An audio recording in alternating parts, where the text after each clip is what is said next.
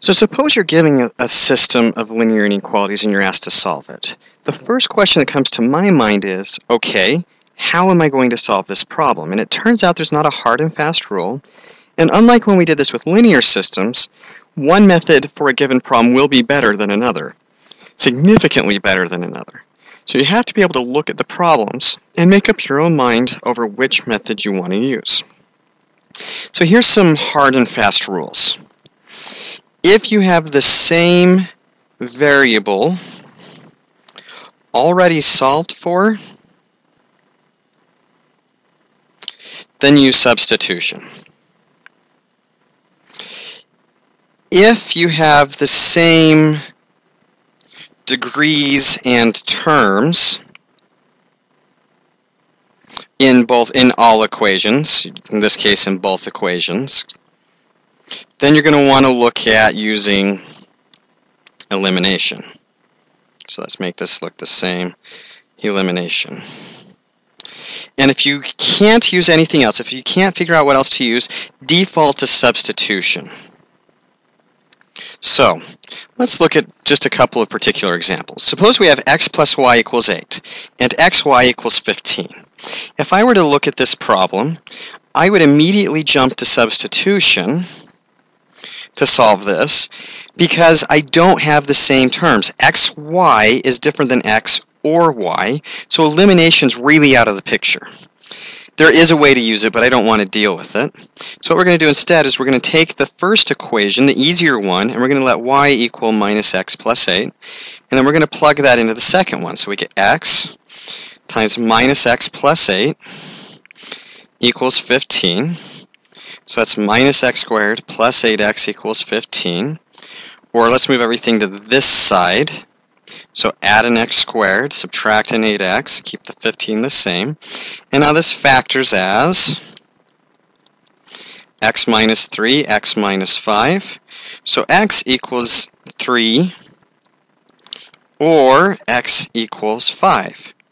Well, when x is 3, we get y equals a minus 3 plus 8, so y is 5, so we get a point at 3, 5, and when x is 5, we get minus 5 plus 8, so y is 3, and we get a point at 5, 3. So these are the numbers that add to 8 and multiply to 15. As another case, suppose we have y squared equals 4x plus 4 and y equals 2x minus 2. This one's a little bit trickier because notice if we do the substitution, which it looks like it's solved for, what we're going to get is 2x minus 2 quantity squared equals 4x plus 4. And that's just, we can do that and we can multiply this out to get our 4x squared minus 8x plus 4 equals 4x plus 4, so we get 4x squared minus 12x. And we keep going, but that's a lot harder. Notice what happens instead if we use elimination, and instead we go the route of, let's just multiply this one by 2, 2 times 2, and, well, let's take 1 and subtract 2 from 2 and store it in 1. So that's going to give me y squared minus 2y, because we get a minus 2y, a minus 4x, and a plus 4, equals 8. So y squared minus 2y minus 8 equals 0. Y minus 4, y plus 2, which gives me y is 4 and y is minus 2. Plug those in. 4 equals 2x minus 2. So 6 equals 2x and x equals 3. So we get a point at 3, 4. Or if we do a minus 2, we do minus 2 equals 2x minus 2. Add 2 to both sides, 0 equals 2x, x equals 0.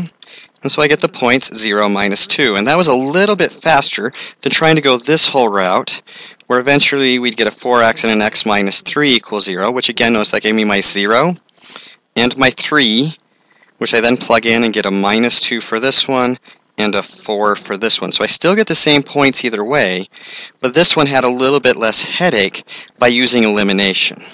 So if I have a variable on it, I typically skip substitution unless I have no other choice.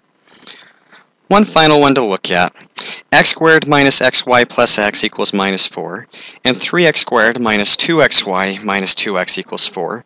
In this case, I only have the y in one spot, and each of the terms is the same. The x squareds, xy's, x's, and of course my constants. So I would immediately use elimination, and I would take 2 just as it is, and subtract 2 times 1, and what I'm trying to do here is get rid of the xy's. And so if we do this, this will give us minus 2x squared plus 2xy minus 2x equals 8.